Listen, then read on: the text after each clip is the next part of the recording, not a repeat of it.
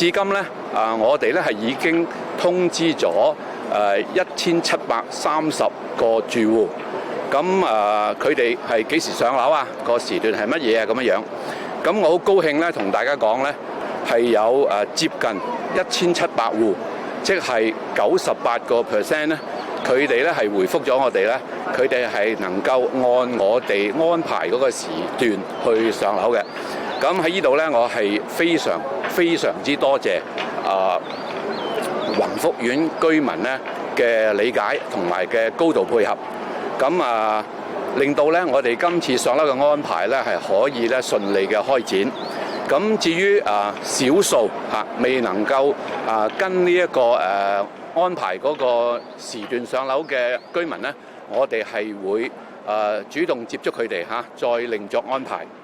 此外咧，我哋係從一戶一社工嗰度得悉，咁有接近400戶嘅居民咧，佢哋係表示希望咧能夠喺今次之後咧就再上去執拾物件。咁我哋係好理解居民咧呢一個咁樣嘅訴求。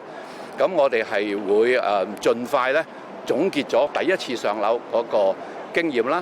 咁同埋咧係我哋會更清楚了解確實係想再上去執拾一次嘅住戶嘅數目。上樓當日咧，民政事務總署嘅同事咧係會喺協助居民登記之後咧，向每戶咧就派呢個防蚊包，亦都係會有細嘅紅白藍膠袋等嘅物資。